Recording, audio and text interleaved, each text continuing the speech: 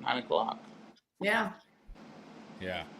Work in Maine and nowhere 7 land. o'clock and with that. Here we are every Thursday night, 8 o'clock Central, 9 o'clock Eastern. There's a lag. I'm Cole House, as my brother Samuel, and the woman of the hour, Jessica from Wicked Good Bulldogges. Got it. This is gonna be a fun one. A lot of normal bulldog stuff and some out of the norm stuff. Some stuff that we're only gonna get to hear from you. So Don't know. we're excited about that.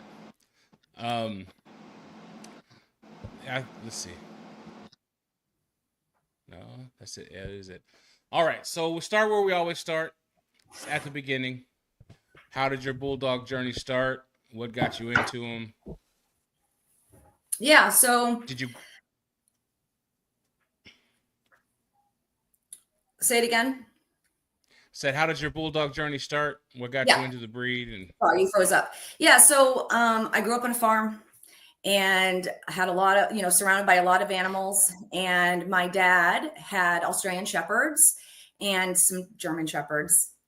And I always knew I wanted to be a breeder. Me and my brothers and sisters would always have fun with the puppies. And, my dad was more of a backyard breeder. Things were kind of different back then too. So, and so I did my thing, went to school and still knowing that I wanted to do that, and got with my husband and we started researching breeds. I didn't know of the Old English Bulldog, like many of us. And, we researched some different breeds like Great Danes and, other breeds. And I just kind of stumbled upon the Old English Bulldog. We actually, we're thinking about English Bulldogs, but we found out, we did research and found that they have to have C-sections and, be artificially inseminated, and which is, fine. But I didn't know if I wanted to start a breed with all of that, and so I stumbled upon the Old English Bulldog. It was in an ad called the Uncle Henry's up here in New England. And I called the lady and I said, "What's an Old English Bulldog?" And she told me, and then that was it. I was hooked. I was like, this sounds like something I want to do. So back then it was like dial up, we didn't have Facebook and, all this stuff that we have now. So I got onto my computer and I started looking up, there was something called bully boards back then. And so it was people, breeders. No one had their real name though. So you kind of had to learn like who was who. And, I watched people talk crap. I watched people show really nice dogs. I saw some not so nice dogs. And I kind of just, it took us a couple years of me getting money first, gathering not just for emergencies and, for the dog and then for emergencies and stuff. And then we needed 2 dogs. And then we just kind of, went from there. I found, I think one of the important things to me was finding someone I wanted to work with. Those boards scared me. I mean, they were harsh, and I mean, it was very educational. But it was important too to be able to work with someone and find a mentor, someone that would be gentle with me until I learned, until I got the hang of things. And so yeah, that's how it happened. And we got our first dog, and the rest is history. So yeah. So what year are we talking? 2008 was. I don't know if 2008 was our first litter, or I'd have to go back. I'd have to look back, or if it was when we first got our dog. I think 2008 was our first litter produced. So, we had it for a couple years. I got my first girl, and I think we had talked about earlier, I never held back from that dog. But boy, did I learn so much from her. I mean, I remember when my daughter does a lot of horseback riding. And so we were at the horse barn a few times a week, and there was a vet there. A very nice vet, and we were friends with her. We traveled and did horse shows and stuff with them and stuff. But I remember her saying, "Well, I'll be seeing you for C-sections." And I thought, no, you won't. And then I thought, oh my God, like, what if she has a season? You know, I was like, I was going to prove to this veterinarian that this breed did not have to have, you know, they do, every dog needs every Right. breed, you know, could, Yeah. but that was my determination at first, you know, it was like, I can show her. Now she did, she had a natural litter. Granted, her second litter was a C-section, but she didn't need to know that. But yeah, it was, you know, I was kind of out to, I can do this and I can do this good. And, you know, I think we did that. It did take me a few years to hold back from one of our productions. You know, the girl that we got, I didn't know what we were looking at, you know, like I just needed to study them more, and see what I liked and what I didn't like. And, yeah, just kind of go from there. And I then eventually learned, you know, we got another dog and then she had puppies. And I was like, now this is what I like, you know, and I really started seeing something that I wanted to work with the other one. So the other dog had a few litters, and she got then spayed, and she's just a pet here. And she lived like 14 years. She used to love hunting frogs, and she was a good girl. But it was it was the second dog that we started our program with, and we started holding back. In fact, it was a girl named Dharma, who was out of Amber Dream. Nunley's Amber Dream. It's the same as Samwell's, right? I think. I'm not sure. I should know. No, I'm sorry, not Amber Dream. I meant Miss America. That's what I meant, Miss America. Yeah, there you go. Yeah. And so she's in there. Yeah, so it's her daughter is what we first started with. And on the other line was side of the pedigree was Fullables. I don't know if you we also had like Outlaws, Solid as a Rock was one of the sires, with our other girl. That's a dope name. I'm jealous of that. Outlaws, Solid as a Rock. Yeah, that's dope. I think he was a nice looking boy. I don't know who owned him, but he was a nice chocolate boy. Yeah. You know, back then chocolate was a color. It's not really now, but you know, it was back then. So I just liked the look of him. He was more athletic, a little more pit bully, I think. But yeah, I liked him. Yeah. I like what you said about not being in a rush to keep dogs back. Yeah. Because we kept dogs back mainly because they kind of stayed in the beginning, you know what I mean? Yeah. But I think that's one of the things people get in their high horse about. You know, like, oh, if you're not keeping dogs back, what are you doing? Yeah. What are you doing? If you don't want it, who's gonna want it? Like, buddy, let me see some dogs for real quick. You know, let me develop my eye a little bit before I start feeding stuff. So I get it. I like that. It's a way of learning. It is. Know? We like I said, we had dachshunds first. Had those for a while now, and I'm finally starting to. I'm going to keep this one. I'm going to keep that one because at first you just got to see some dogs. You do. That's right. And even sometimes what you like in a puppy it's not obvious at first. So you have to start knowing your lines, what you're looking at, this puppy might look like this, but I know my lines and I know what it's going to turn out to be. And so, it's all just we're all human and we all kind of like things a little different, but just then keeping to that standard or somewhat to the standard, but I also like, this breed is so versatile or there's so many different looks to it. And I love that. I love the freedom of this breed where you can do outcrosses if you want to. I kind of dread the day that might be taken away. And I'm not a big outcrosser. I mean, all my lines are generational and I usually breed generational. But I don't know. I like that. I like the option of being able to breed a little more American in if we need to and stuff. So yeah, I like that. Yeah. And it's like especially with this breed, because with dachshunds, even though I knew what a dachshund's supposed to look like, you know what I mean, I just hadn't seen enough to be comfortable. With oldies, it's like until you get one, most people haven't even seen one in person until you get one. And I made so many different looks. And I made the attempt. They had ABKC had a show in Little Rock, and I was looking at getting oldies. So I'm like, I'm gonna go to the show because it says they're gonna be there, and I'm gonna go look and I'm gonna see some. There was none. You know what I mean? So there wasn't. Like, oh, that's so sad for our breed. Oh, there was none. So yeah. You know, now when they have it here, at least we'll be there with the dog, so somebody can come and at least see one. You know what I mean? But until I held one, I hadn't seen any. You know? But, so that's nice. Okay, then the thing that no one else can tell us about. Oh God! Tell us about was Dapper Dan, Handsome Dan? What is his name? Yeah. So back in 2016. I got an email that I completely and totally ignored. I thought it was spam. And so it sat in my inbox for like over a week. And it was Yale University reaching out and saying that they wanted to try an Old English Bulldog instead of an English Bulldog for their mascot.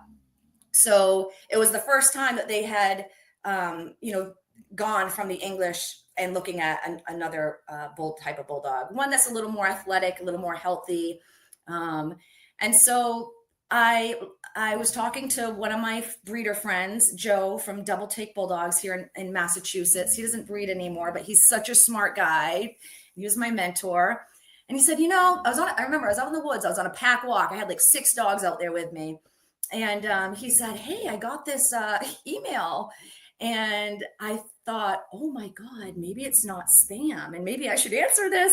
So I answered it. I sent them, I have like a copy and paste email. I used to, this past year has been a little slow, but before this, I would have so many emails come in that I would just copy and paste like hi, thank you for contacting Wicked Good Bulldogs. And then like just a bunch of information about us. And that's what I sent them. I'm like, I'm just going to treat them like, and they contacted me back, and I happened to have a litter of puppies right around that time when they were looking. And I kept in touch with them. Now, at the time, I didn't know that there were 6 other breeders that they had, and I have no idea who. I don't care really to know, but they had 6 other breeders in the lineup, and so they had me and 5 others, and we were all across. They did tell me we were all across the country. And they just kind of narrowed it down. And I was the lucky one. They said they wanted to, our pups were born, and we happened to have 2 males. They had to have a male. And they were looking for more like their traditional color, I think, has been like a sable. And so they did want to stick with something, somewhat traditional, either brindle or sable or, and I happened to have like a litter of 7 sable puppies, and they picked their boy, and he went home, and I think October 2016, the next day they won the Ivy League, I think it's called, and they hadn't won in like years, like maybe 5 years or so. And so they, he was their little good luck charm, and he was beautiful. He did great. He grew up wonderfully. It was a little stressful, because everybody's eyes were on him. Shortly after that, so he was and Kevin was his handler and his dad. And Kevin he was the athletic director, I think, at Yale or something with athletics. Really super nice guy. And he ended up leaving. He put in his notice, and he really loved Walter. They're Handsome Dan, but they have a call name. And so the first Handsome Dan, the 18th call name was Walter. And he asked if he could take Walter with him. And Yale said yes. So after that, they were on, and he didn't leave for any other reason but that. That's the second guy. So that's their current mascot, Kingman, that you just put up. And so they got in touch with me again and said, it was very nice of them to allow Kevin to take Walter. However, now Yale's without a mascot again. So this time they did it a little differently. Kingman, the pup that's shown, he has a handler, but it's not his mom. And they also used to leave the mascots at the school and like overnight and stuff. And so one time Harvard kids came to Yale and stole the dog as a joke. But after that, he had aggression issues because he was horrified, I'm sure. So I think he used to go after players after that, not one of mine, but the previous. So with our boy, they started taking him home, and then so they came and asked us that's the current one, yep, Kingman. And so they asked us if we'd do it again. And at first I hate to say this, but at first I didn't want to. There was so much behind it. And once we did the first Yale dog, you learn who your friends are. And someone told me, I remember I was going through some stuff, and one of my breeder friends told me, you're doing something right if you've got haters, Jess, because you didn't, and now you've done this big thing, and it's great for the breed, and now you've got a few people that. And so I thought, I can do that's okay. That's all right. Now that I know what it is, I just felt like it was me, So at first I thought, I don't know if I can do this emotionally again, with the whole bulldog thing. And so I said, I don't think so. And then it was a few days later, I saw this really crappy breeder. They're not even in the game anymore. I mean, they were here for like 2 seconds, but she put on Facebook, Yale University got a hold of me and I might be providing them with the next Yale Bulldog mascot. And I thought, no way. There is no way. No, I am. So I quickly contacted Yale. I said, never mind. I'm in it to win it. I'm here. And we had a litter coming up that was perfect. And then I had a Zoom call with them. And it was actually my first Zoom call ever. And they said, all right, well, we have contacted other breeders because you said you didn't want to do it. So we'll get in touch with you if we decide to go with you. And I thought, well, shit, I deserve that. And so I waited. I didn't say a thing, I was so nervous. I was like, I felt like I was losing the crown, so they finally called me and they said, we would love, for you to provide us with another dog. And so that's what we did. So this was during the pandemic, 2021. And so things were it was a little hard. And but we got it done. She came here, she visited, she picked out, I think there was 3 or 4 males in that litter. And they picked him. We kind of narrowed it down. The two of us narrowed it down between 2 of the puppies. And then of course, Yale, she has to go back to Yale onto the board and they have to all discuss it, whoever's on the board or whatever. And the rest is history. They signed my contract, I signed theirs. They're like the contract school, right? And, right. It's a law school. That's right. And that's how it all went down. And then I nervously watched to make sure that, I'm like, what if he pops cherry eye, or what if he, just all these horrible things that could happen, and they didn't. They were, everything worked out fine. And Cass is really good. Cass is very different than Kevin as a handler. Things are quite different that way, but and with the first Handsome Dan, which was the 18th for them, social media just came on. It was 2016, so they just started having Instagram, and I don't know when it was out, but it was the first mascot to have social media, and I think that's kind of what made him so popular. And still with Kingman, he's really popular. So yeah, it's fun to watch him grow. Is that your dog snoring or mine? Wow, can you hear her? It's not that loud. Should I move her? Is it really loud? No, that's mood music for bulldog people. I can't hear nothing. Yeah. Well, good. She's not really that loud of a snorer, right? But she is snoring. No. They're bulldogs. That's what they do. That's right. Yeah. If you don't like that, get you a German Shepherd. Right, exactly. They are so loud. Yeah. They are so smart though, and really fun to work with. And real quick, this is off topic, but when I was a little girl, I said we had German Shepherds. My dad, we went to a 3 towns away. We went to his friend's house, and they had children the same age. I must have been 7 or 8. And my dad's like, watch the puppy.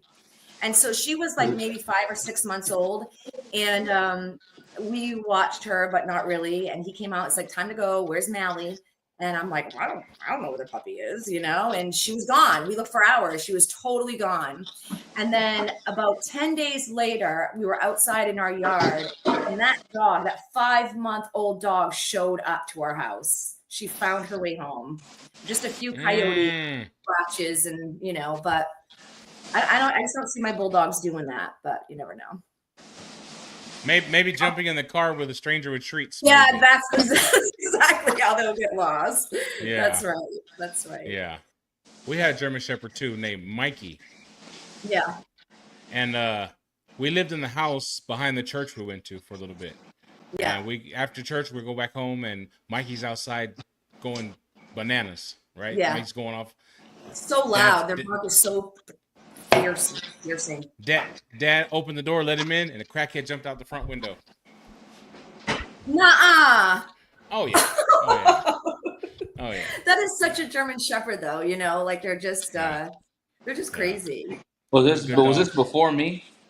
No, you were little though. You weren't even in school yet. Yeah. You don't remember? And then there was also a pit that ran the neighborhood, terrorizing dogs and kids, whatever. And he would run Mikey back to the house. So one day Mikey took him. Mikey turned around on him right there in the parking lot of the church. It was a big old thing. We never saw that dog again. Mikey was like a hero.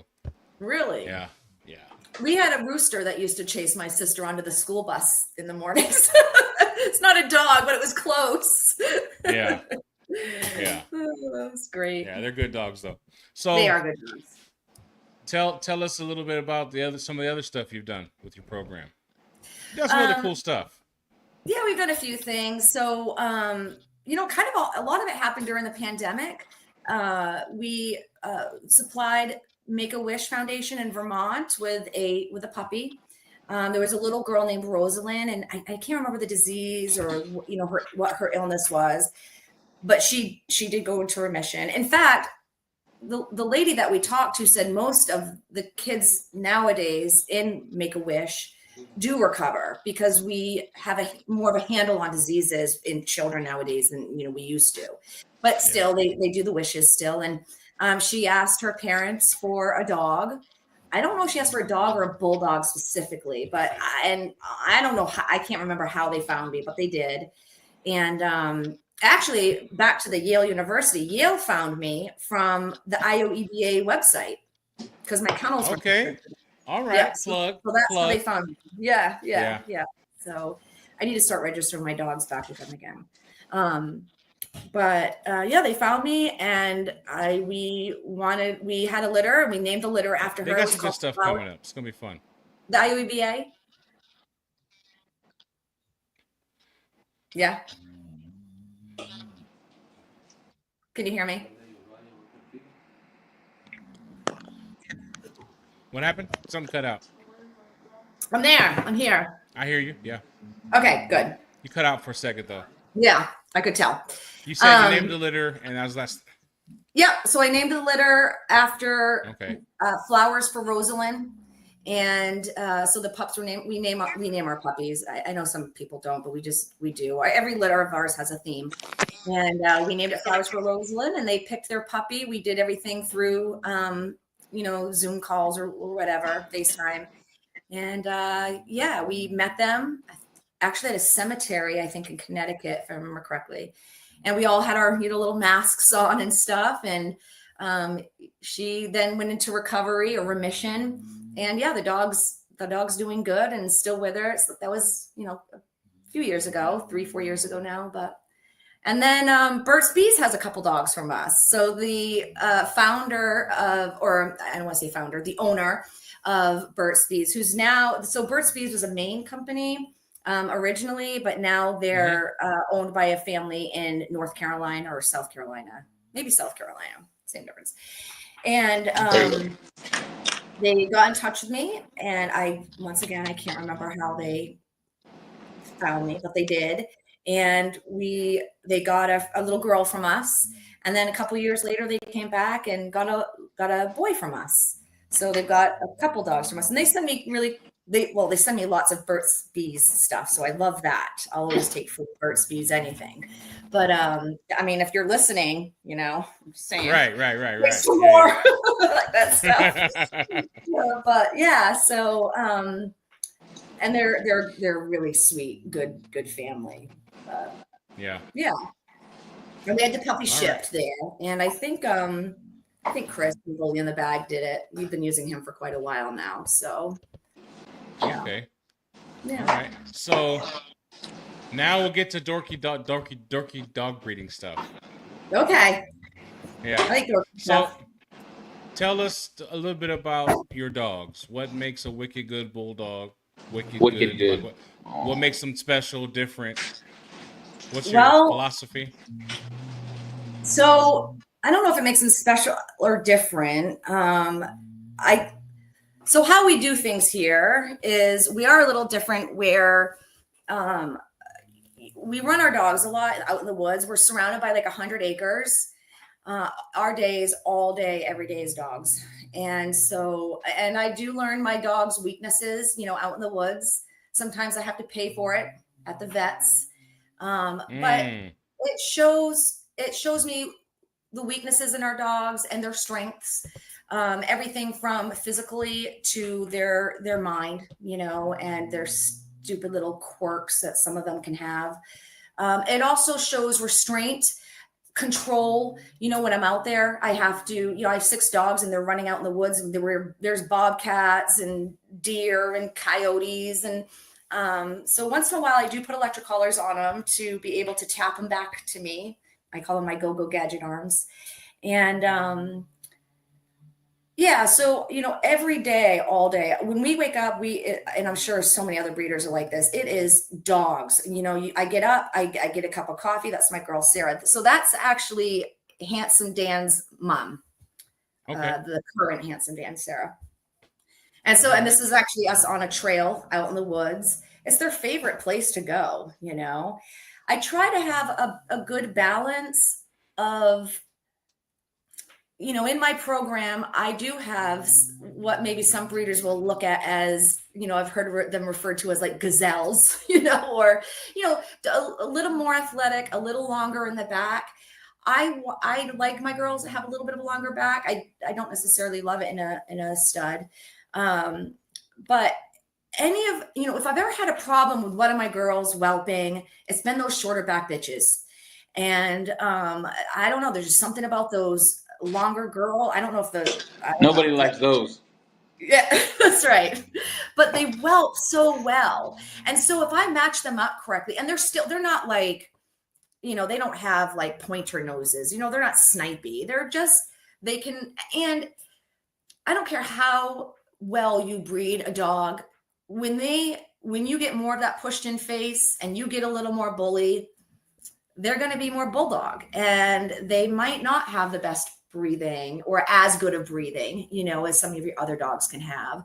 And so I just find it's a balance. It's just a constant balance of, matching your dogs up correctly. And I think I have both on our property. I don't have just people say they can look at my dogs and tell it's a wicked good bulldog, but when you look at your dogs, it's a little different because you're constantly breaking them down. So to me, they're very different. But yeah, you just got to match it. I just try to match them up correctly. I do have all colors on my yard. However, Merle can kind of hold you back. I love the color. I love the looks of Merle. But we got to be careful because sometimes it kind of backs you into a corner. And so I have to, it's constantly looking at your colors and your lines. It definitely limits your options of what you can do next. It really does. Like, you can't in put half them at least. Right. Yeah, you can't put them with their white dogs. You can't, I so many times I've had a great matchup, but I'm like, I can't do it. She's got too much white on her, and I got my Merle stud, and I don't dare do it. I used to breed Merle to white before I knew better. Luckily, I never had an issue with it, but then I found out like probably breeding Merle to white isn't the safest thing, and that made sense to me. So I stopped doing it. Yeah. but live and learn. And so for anybody that doesn't quite get why, can you explain that? You mean breeding Merle to Merle or Merle to White? Yeah. So you can have issues. A lot of people hate Merle. It's more accepted now. And, I've heard breeders say, like with Jamie Sweet, she doesn't want it in her breed. And that is totally cool. I respect that. But sometimes people, not Jamie Sweet at all, I'm just saying, I love that woman. She's an idol to me. But some people will really diss on it, and they're dissing on something that they don't know about, like it's pretty simple. You just don't put Merle to Merle. And to me, I'm thinking as a breeder, if you can't figure out how not to put Merle to Merle, then maybe you shouldn't be breeding. Right. So, that's just, yeah. So if you put Merle to Merle, we've all seen the picture, or maybe people haven't, they used to have this picture going around with like this puppy that has like an open, what is it called? Fontal, the soft spot on their head. It's got like this big open gaping wound. It has like one eyeball, maybe a missing limb. And they're like, this is what happens when you put Merle to Merle. No, not really. So, I think there is a small percent like chance of that happening, but if you put Merle to Merle, that doesn't mean all your puppies are going to be, I've never done it, but I know people that have accidentally, and it doesn't mean that those puppies are going to be, horribly messed up or anything. It's just safer practice not to do it. And I think with the white, you can have deafness and blindness. And so that's why, people don't do, I think, piebald to piebald or, Merle to White. So, and even though I don't have a full white dog, I have white tick dogs. So they are full white, but they're ticked, but that's still white, under that ticking. So yeah, the Merle displaces pigment. It's not a color. It displaces melanin. That's right. It's a pattern. That's right. Sorry, folks. So it's a pattern. Then you put it with a white dog who's already low on pigment in specific areas. It could be Yeah. So we just, we don't do it. It's easy not to do. Luckily, we've never had any accidental, breedings that way. And I just make sure to kind of keep my Merle a little more limited than any of my other colors, and white. However, I'm not a big white dog fan. So easy. I like white heads.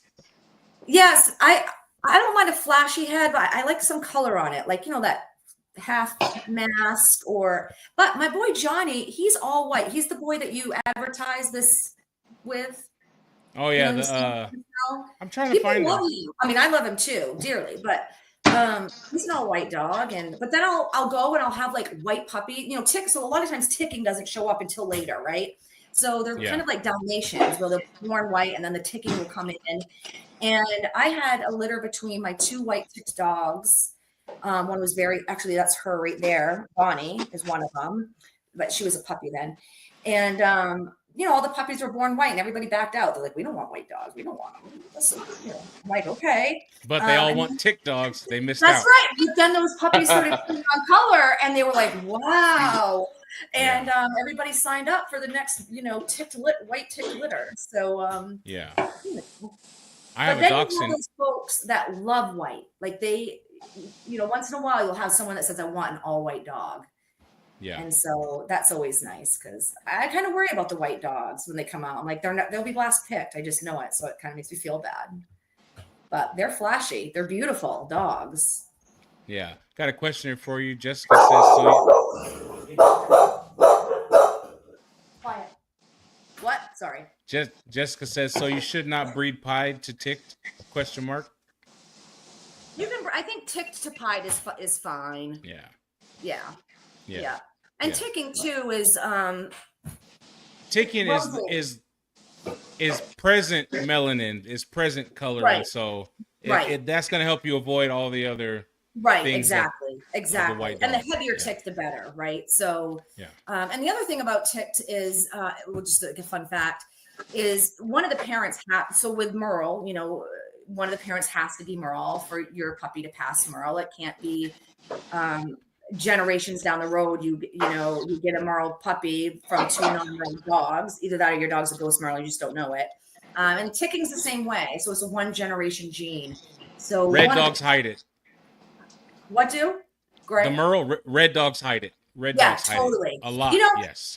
And they come out Merle, but then they just ghost out. Yes. Like once it they goes, start yes. doing, usually though, if you look on their ears, you can tell there's a little splash of, it looks dappled or, you can kind of tell, or in the right light, but we have quite a few Merle puppies that have ghosted out and, whatever. Most of our dogs go to pet homes anyway. So it doesn't really, matter. Yeah, they call it cryptic Merle and ghost, all this weird, crazy names for it, but it's just they're red dogs that hide it.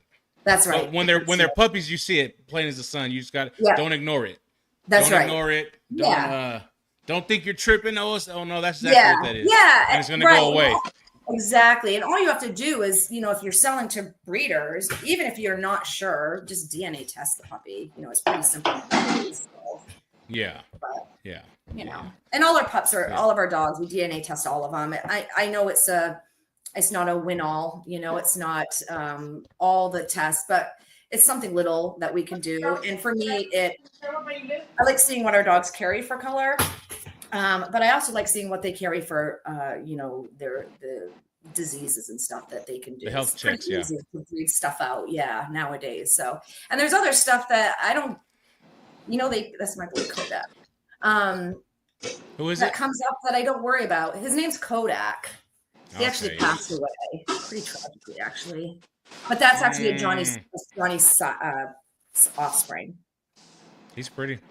Yeah, and he's actually Charlie, my boy Charlie's father. So Charlie is our big Merle boy. And he had 1 litter, and that was where Charlie came out of. Good boy. Yeah, I didn't mean to cut you off. You were in the middle of something. So we were talking about I think DNA testing. So there's a few things on there. So it's funny, when DNA testing first came out, we were all like, this is so cool, right? Because this is not something we've ever had. And it became so available from so many different companies, like all at once. So people, of course, jumped on the bandwagon and started ordering it up. And, you got to see like what your lines carried, what they don't carry. And then I think as a breed as a whole, we all started comparing to see what this breed carries that it shouldn't, like HUU, which is the kidney and the kidney stone problem that they can get. And then there's other ones like DM, I think was another one that's talked about a lot in our breed. And then there's something called CMR1. And I did not. So, a lot of us have been breeding before DNA was ever out, and we were breeding CMR1 to CMR1 dogs, and none of our dogs are coming out blind. I guess I can speak for myself and other people that I know. I have asked so many, if anybody knows of any dog that has had in this breed CMR1, I would love to know. Well, I would. It's a variant of PRA, isn't it? I don't know. All I know is that it's a juvenile cataracts that come on. Well, so they get it when they're younger. We have to test for it in dachshunds. PRA is progressive retinal atrophy. The dogs get blind as they get older. And then I think CMR1 and CMR4 are like the variants, you know what I mean? Okay. Yeah, so the research that I've done is they're juvenile cataracts. It does say it can be corrected with surgery. Listen, I bred CMR1 at risk to CMR1 at risk, and we never had issues. But we didn't do it knowingly. We didn't know. No one knew, and so now with things like that, we can be like, all right, well, this dog is at risk for CMR1. He never got it and hasn't had it, But maybe we can find a bit that isn't this copy of CMR1. But it's not something I really worry about. Not the CMR1. Not really. One thing that they don't really discuss or anything is that our breed is a composite. Okay. Right? So a lot of these things are more of a danger, more of a threat for established breeds with the gene pools already. Yeah. Ours is so cut and chopped that a lot of these things don't get to take hold like they probably would in other. So Right. Yeah. But it is a good tool.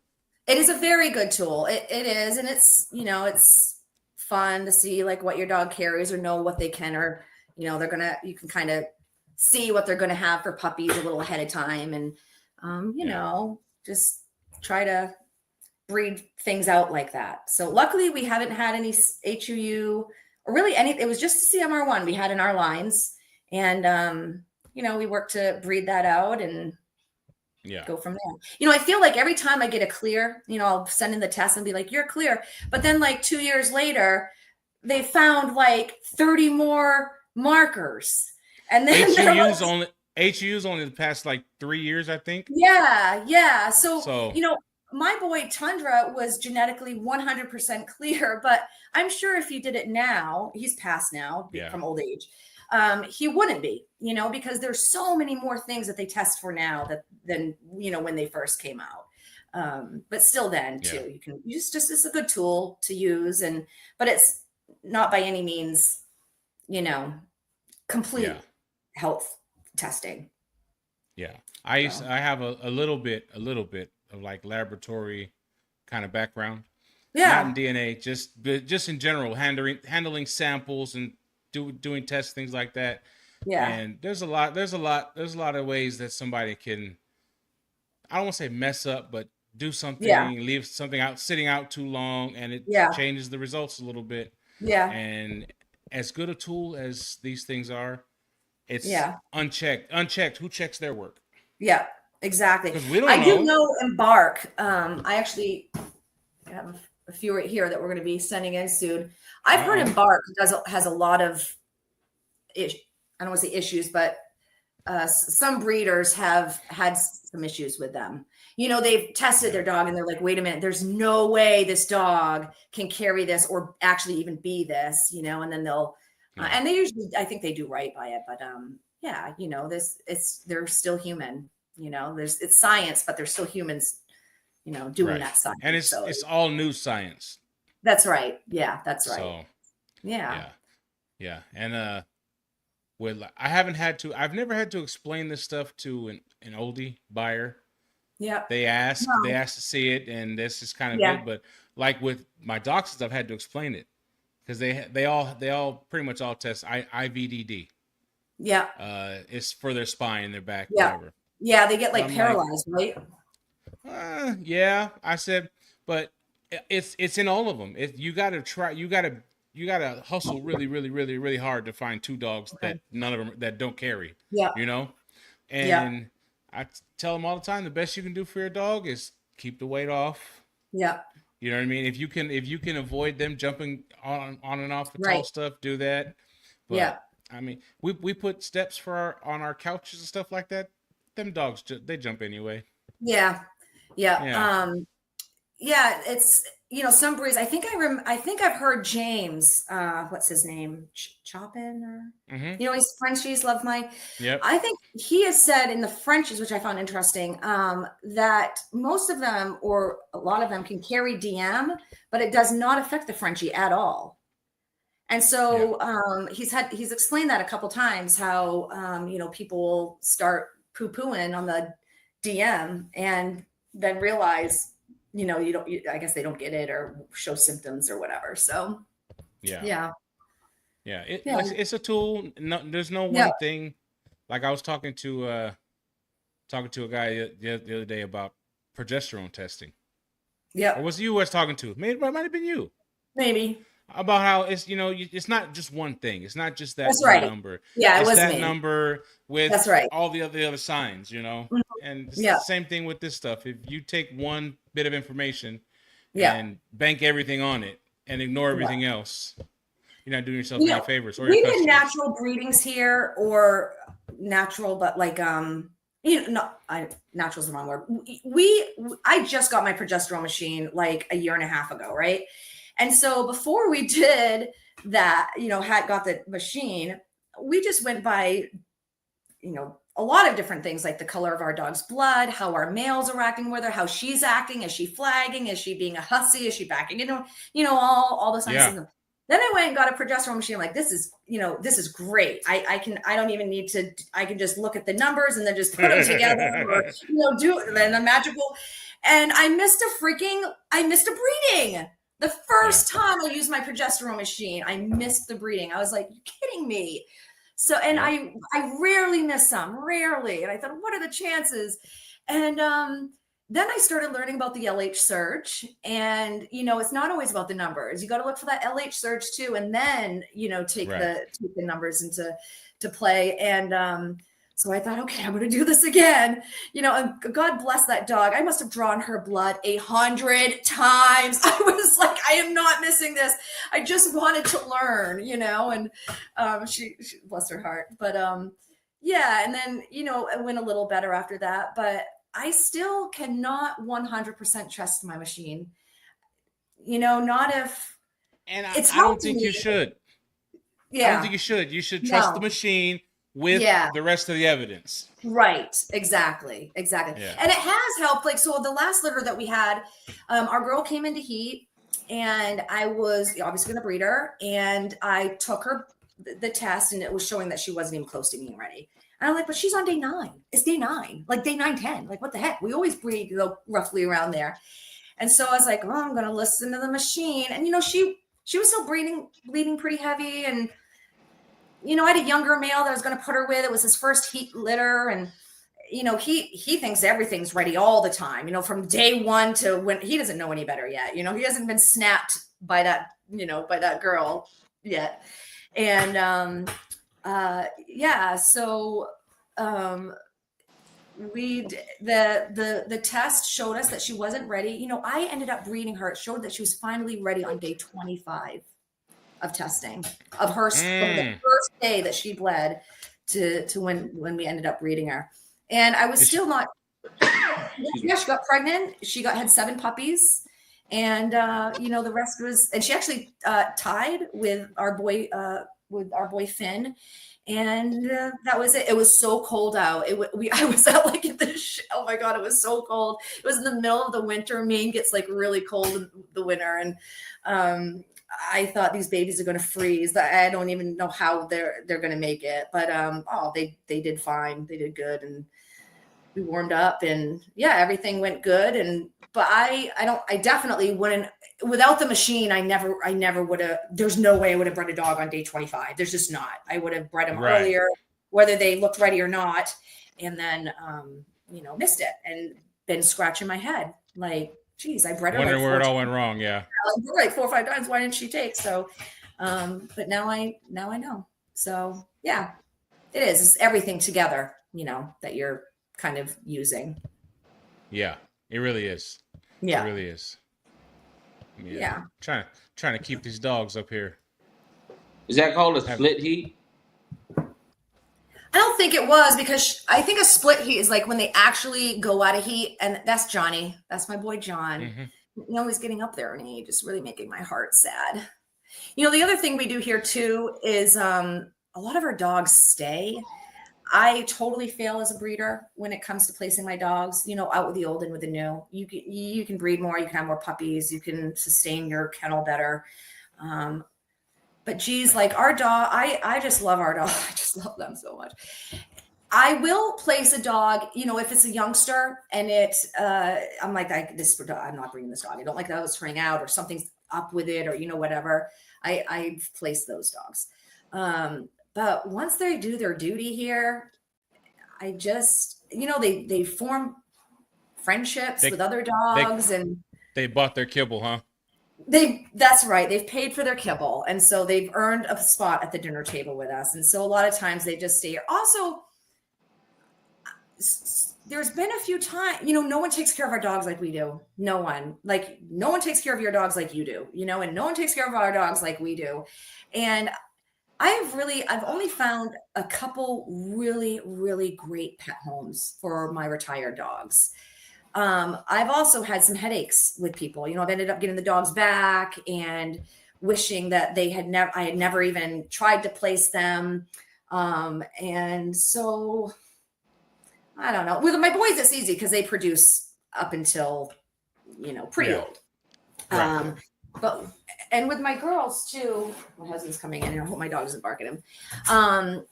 With our dogs too, we probably breed them more than other breeders would. A lot of, and I see why they breed them and move them on. And I know all the reasons behind it, but our dogs kind of stay here a little bit longer, and we might breed them another litter or two, and they just retire and stay here. And, I'm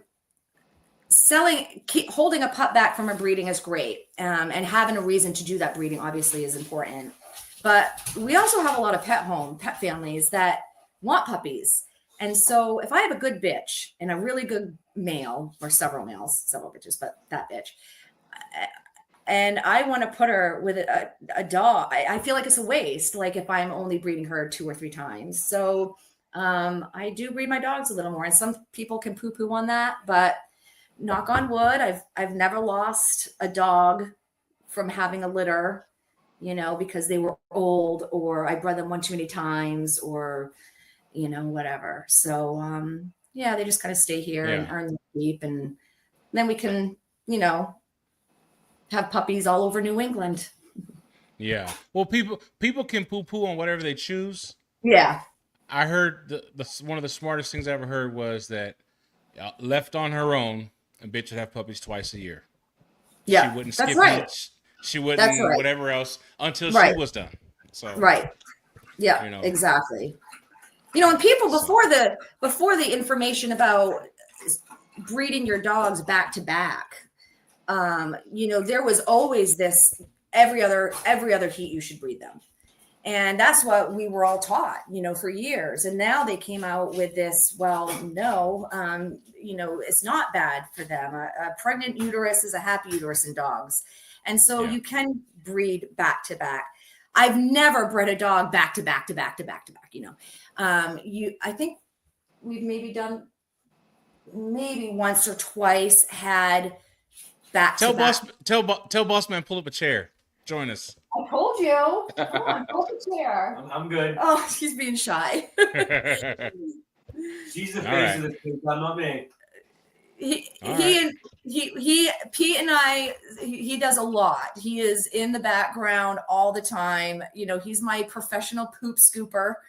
And, the dogs love him just as much as they love me, except for a couple of them. I know a couple of the dogs. But we can't ask you lobster fishing questions, because that only exists on TV where we live. I'm curious. You can show him your missing finger. So I tell people that he got it. He's missing it because of lobstering, but he's not. He got in a car crash, and that's it. And then we actually had it wasn't with one of our dogs, but it was a dog that attacked Pete and one of our dogs here at the time, and really did some damage. She ended up in the hospital, and it was pretty scary. I found the dog would have killed him for sure if I hadn't have gone out there and rescued my husband. Just saying, you owe your life to me. And he did lose a little bit of his thumb on that one too, but it's a little shorter on one hand than the other. But fun times. Yeah, that was the last time we took in a dog for another kennel too, so it was pretty scary. Yeah, that happens. I have a rule now: if it ain't a puppy, it can't be here. That's right. What about if someone has a puppy from you, is grown, and they want to? Well, that's the exception, but just generally like trying to. Yeah. When it happened, I was trying to speed the process up. See. Yeah. You can't cheat the mountain. There's only one way up. Right. Yeah. And so I learned my lesson. Yeah. And you could bring disease in. You don't know. The dog that we had had a very tragic thing happen to it. His family was like in front of him by the sun or something, and I think he watched his whole family get completely, wiped out. And then it jumped out the window. We didn't know this until after we got the dog, and after it was fine when we got it. But it got through a gate, started attacking one of our dogs, and it was signs, but we didn't. There were signs. Right. were little signs, maybe, but in my case too, yeah. Yeah, you don't see them sometimes, and our dogs, I guess we're naive. We didn't know the kennel that asked us to go get the dog. They surely didn't know it. They were not in New England. There was people in New England and people not in New England. So we went and picked up the dog for them, and they were going to come and pick the dog up later on, like in a couple weeks. And we got just about to the end of the 2 weeks, and he got out and got a hold of another one of our males, and he had no off switch. He just went right for Pete and tore him up. In fact, when I went out there, he was hanging on to him. He wouldn't let go of Pete. He had great hold of him. And so I went and grabbed a hose, and I turned the hose on and shoved it down his throat. And that's when he let go, because he was drowning. Drowned him, huh? Well, that's exactly what I did, and it worked. It worked. We don't put fingers in buttholes here. We put hoses down. Who told me that? I forget where I heard I don't know. It's probably TikTok or something. But something like that, yeah. Yeah, no. We put hoses and noses. Hoses and noses, exactly. That's right. But I picked that dog up, and he was like, he was so proud. He was like, "Look what I did for you." And he was like licking my face, and I grabbed him and I threw him in a kennel, and I had to, rush my husband to the emergency room. And I had 2 other dogs that had been eaten on by him. And, I called my father and told him to come help me take care of my dogs. And I was on my way to the hospital, and it was pretty scary, and that 27 stitches later. Yeah, 27 stitches and a missing tip of his thumb. Yeah. Also at the time, I didn't want it getting out. Like we live in a very small coastal Maine town. I didn't want people to think it was my dogs, like something like that could get out, and, we're state and town inspected. And I was just a little worried that, people would go with it. People like drama. So we kept it quiet and healed, and we had to put him down. We put the dog down. That sounds like the plot. That sounds like the plot of a horror movie. I wanted to see it. Out in the woods in Maine. And you got to keep it quiet so the town people don't know. Like, though still to this day, I wonder if, I feel guilty about it. I do. I feel guilty about it. There's, you look back on things and you think, could we have done different? That dog lost his life, and but maybe it was for the best too. That dog could have been rehomed with children, and it wouldn't have been good. So so no, we don't get other dogs for other kennels anymore. If anybody reaches out for help or whatever, we're like, no, you're gonna have to take care of that yourself, because my husband's only got 2 thumbs or 1.5, so you can't lose any more. Right. That's Charlie. We did it. So that's Charlie, and that boy is out of Kodak, the ticked boy that you was saying earlier. Okay. And he's our one of our studs here, and he's about 3 years old now, and he's a hammerhead, but we love him.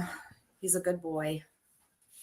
I like him. Yeah. I don't see the coyotes you're talking about, or the gazelles or whatever. I don't see him myself. No, he's not. He's one of my more bully boys. So, I can kind of put him with more of my longer backed girls. So, yeah. But I like it. He has his weaknesses too, like all of our dogs. If you look at a dog and you don't think it has a weakness or a fault, then you're probably look closer. Wrong. Yeah, look a little closer.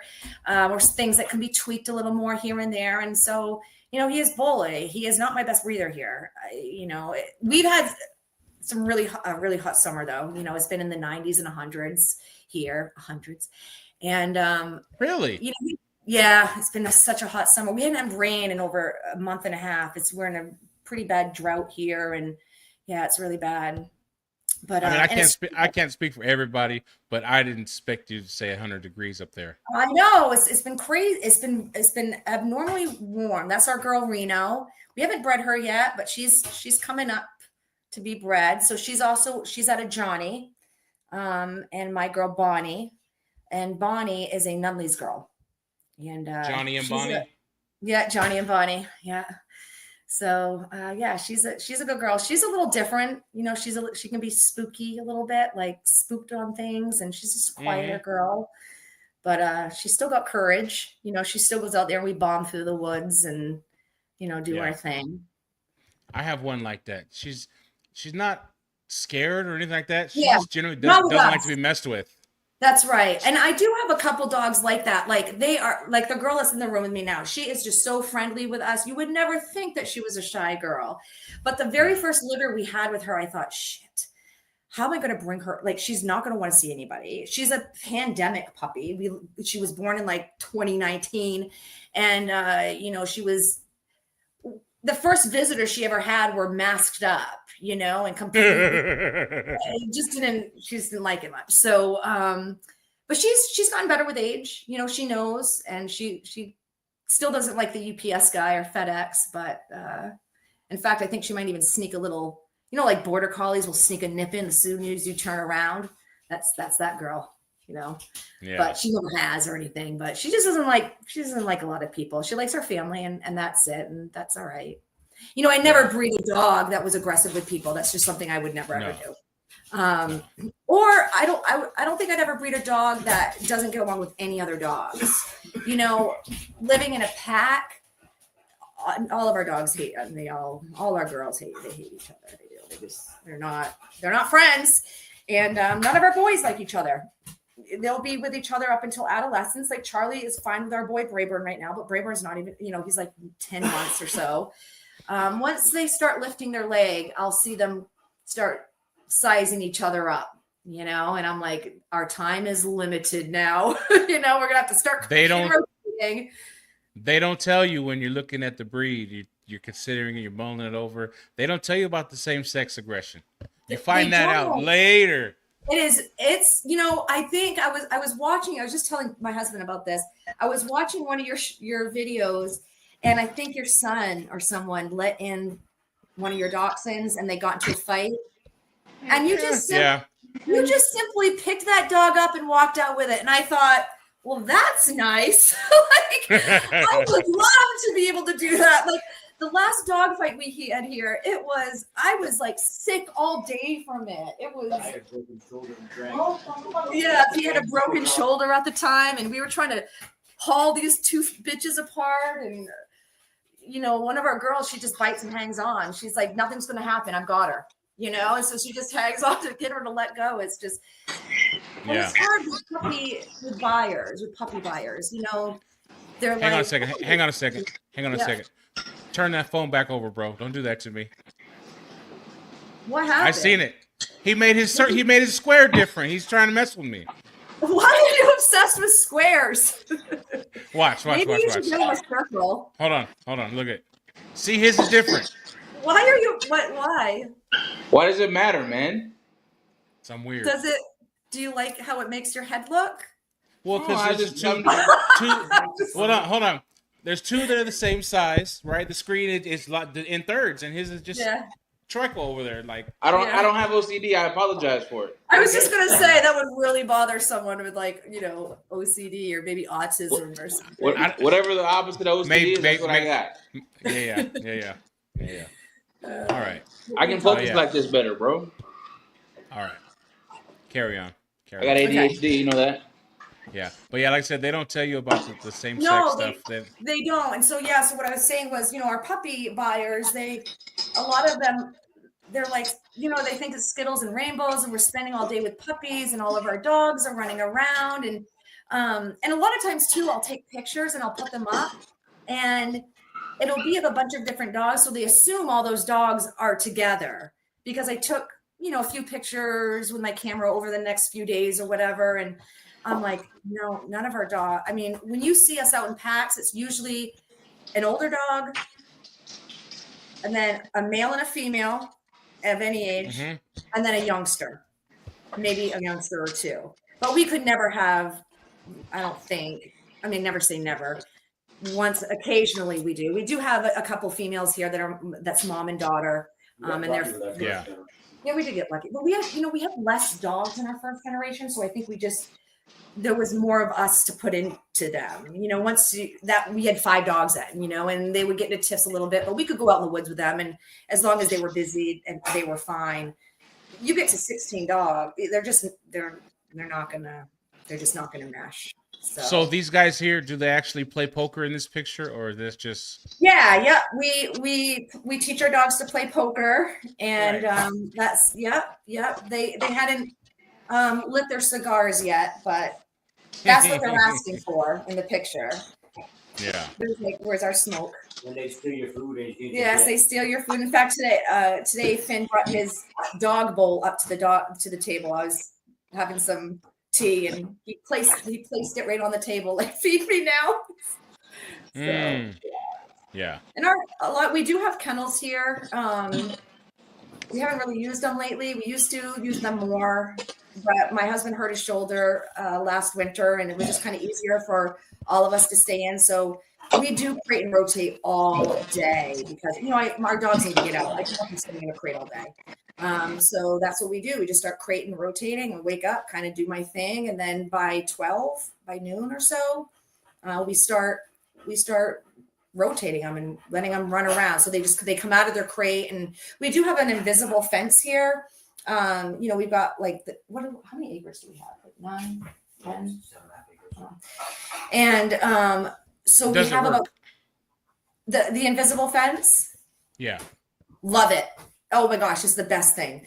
So we put it up because our neighbor, we live on the end of a dirt road, right? But we do have a neighbor. You can't see his house from our house, but he's a shot right through the woods. And so he keeps his dog tied out all the time.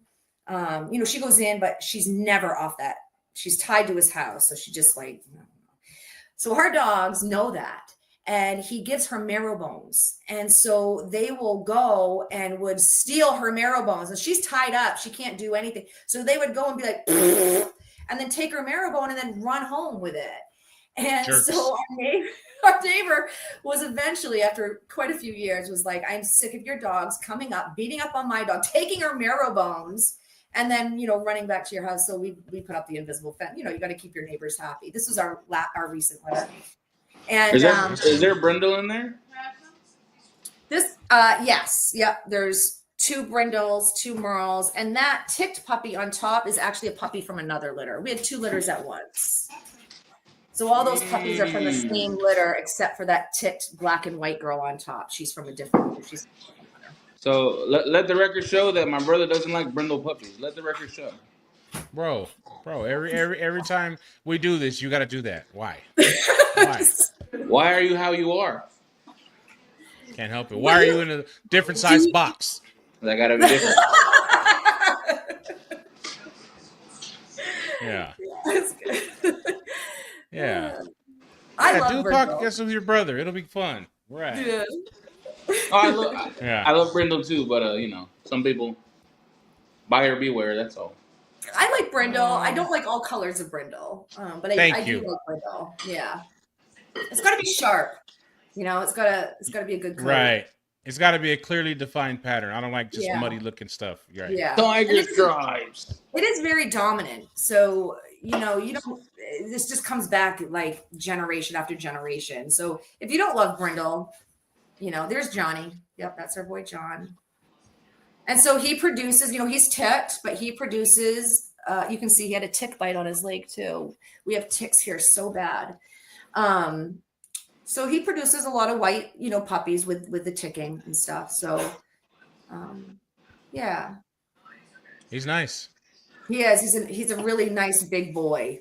And he's kept size on our yard. Yeah. I got a novice question because I'm a novice. I have a question. Yeah. What happens when you breed a brindle with a merle? You get brindle merle. I've never seen one. Yeah, my girl Mary is a brindle merle. What does it look like?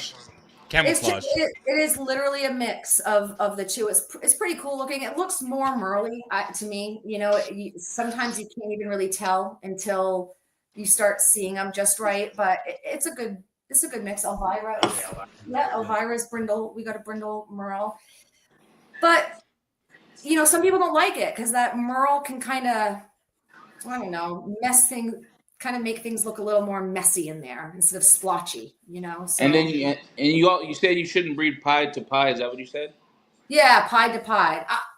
That's what I've heard. It depends how much pied, how much white. Yeah, that's what I've heard. I actually don't have experience with that. Okay. Yeah. Like I said, and only reason I know is because, like I said, the dachshunds, they have all the same color patterns that bulldogs do. And if you got a pied dog that still has big patches and, you know, it's generally okay. But when you got a dog with just 1 or 2 patches on it, you probably shouldn't go any further. Yeah. And why is that? For deafness right. Yeah. Same thing. Just it's pigmentation. Okay. Melanin pigmentation. Just if the dog already has not that much, you don't want to cut it. Yeah. So not so much for like deformities and stuff, but more for blind, deaf. Yeah. Yeah. I think with Merle, it can produce like Merle can produce more like, yes, it can produce deafness and blindness, but it can also, I think, produce deformities too. Maybe. There's some internal organs that are melanin that depend on melanin to function, and that's what it displaces. So, what organs? I'm a nerd. I want to say the liver. I'm not sure. Oh, you're not sure. I'd have to look it up. I said. Oh, you need to verify your information, sir. Don't just throw random facts out. I know we're just throwing stuff out here now about Merle, but you know, it's simple. You know, just don't breed Merle to Merle. Like it's that simple. And so people that kind of diss on whatever, just don't do it. It's very easy not to do. And so if you have any control in your program, then that makes sense. Yeah. So Yeah. Little brother's messing with me today. You don't gotta say little, bro. Younger, you don't gotta say little. He's after me, Jessica. He's after me. That's fine. I'm trying to find some more dogs here we can look at. You got a bunch of pictures. You actually take really good pictures. Thank you. You know, you're the second person to tell me that today. Pictures sell. You know, that's what we were growing up on. You know, pictures sell, and so I try to take good pictures. That's our girl Danny, and she is still just as athletic today. I think she's like 8 years old now, 8.5. And so she's a yeah. Hold on, I got someone on my side here. Thank you, John. Thank you, brother. Yeah, she's very athletic. And she's brought that with her put that into her puppies too. We have actually a video of her climbing out of her chain link kennel. It was in the middle of the winter. Oh, that's her? I've seen it. I've seen it. Yeah. You know, we got so much heck for that video. I was called people were like, oh, that dog is in the snow, never been fed before in its life. It surely doesn't have water, and it's climbing out because you're freezing it to death. It's trying to escape. It's trying to escape. You know, how would you like to go into a kennel like that in the middle of the winter and be starved? Oh my gosh, it went viral. It went quite a few. I had a lot of comments. It was a couple weeks of copy and pasting the same, and putting up a picture of her sleeping with us that night. You know, no, right. In fact, today, and this just kind of goes to show you can try to do everything right, and you're still going to have people that poo-pooing on you. That you do that they're making assumptions or whatever, and that's what I really, really, really try not to do. Maybe I did when I was a little younger, but I think we all grow and. But I put up a video of my husband a couple days ago. It was our dogs jumping on a big rock that we have in our yard. And one of our puppies jumped up on it. And then one of our girls, Sally, jumped up on it. And I was like, oh, yay, Sally. And Pete, my husband, was kind of in the still shot. He was like this, and his leg was up behind him. And the dog did this woohoo jump. Look at me, I jumped on the rock. She was so excited. So she just kind of jumped up in the air. So when you took a screenshot of it, it looks like my husband is kind of kicking the dog from behind in a way. And so this woman sent me this thing and she was like, your husband is, I can't remember what, but it was me. It was I can't believe that you put a video up of your husband kicking dogs. I was like, first of all, if I was going to have a video of anybody kicking dogs, I'm not going to put it up on Facebook. I'm just not. you know. But it was such a sweet and innocent video of us and having fun with our dogs, you know, after a long day of work and gardening. And someone took that from that, and I thought, oh golly. So we got a question for you. Yeah. As what kind of camera do you use? Let's talk photography for a minute. I know it's a Canon, and it cost me a lot of money. I saved for it for quite a bit, and I don't think you have to go as fancy with the camera as all I need is just like the Rosie.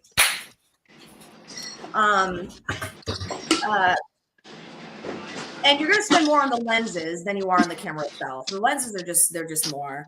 So you kind of got to figure out like what you want for lenses. You know, I wanted a lens that did good with close up puppy still shots, you know, because I set up my little, you know, for the puppy pictures, but I also wanted a nice zoom lens. So when I'm out in the woods, you know, you get the best pictures when your dogs aren't paying attention to you, you know? And so I want to zoom in and be able to get that shot. So I know it's a Canon, and it's the R6, I think, but it has a name. Thank you. Hold on. Okay. It's in the. Paul, why you hating, dude? On what? Oh, it's on the why you putting me down, man? Yeah, so it was quite a bit, and you know, I used to have a Nikon, and same deal. So I think it cost me like $5,000. What? Yeah. Wait. But it does like videos and stuff too. So I thought, you know, if I wanted to go out there and do videos, and you know, now you got your phone for that. But it can do like YouTube. It's videos. not the same. Here's your lobster for you. Oh, this is lobster. Oh, all right. So this is it here. It's a Canon. Let me see. And look at the face on that R6. thing. Yeah. So this is just one of my zoom lenses. It's the 70 to 200, and it's a Canon EOS R6. Yeah. So I love it. I got the R50. R50. Mm-hmm. Canon. Yeah. Have you used Nikon? No. I'm just wondering. I like my Canon. It was hard to switch from Nikon though. But let's see, where are we at here? And then it's 85. It's good for tight shots. Yeah. But the dogs can run out of it easily. Yeah. I mean, they're gone. Can you switch the lenses or no? Yeah, and then I got this 45 millimeter. Bro, you disappeared. I can't see you. What's up? Yeah, I can't see you either. Oh, my bad. I know. We know. Yeah. Okay, so there's 85. Yep. And then the 45. Yes. This one is not autofocus. So I'm still learning how to catch something that's moving. Yeah, it's a lot of watching YouTube videos on how to use your stupid camera. My camera does. It did take me a long time.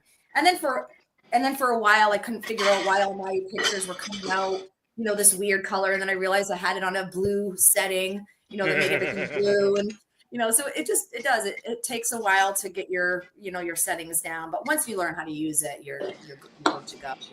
Yeah. I just take everything raw, and then I'm able to, you know, play with the colors a little bit and, you know, fix anything. That's a big dog. I hear a big doggy. Yeah. Mira said, is that an add-on lens? Is that an add-on lens? Yes. Yeah. So I bought the, you know, I think what you usually, this is what I did anyway, is you buy the base, and then you buy what lenses you want.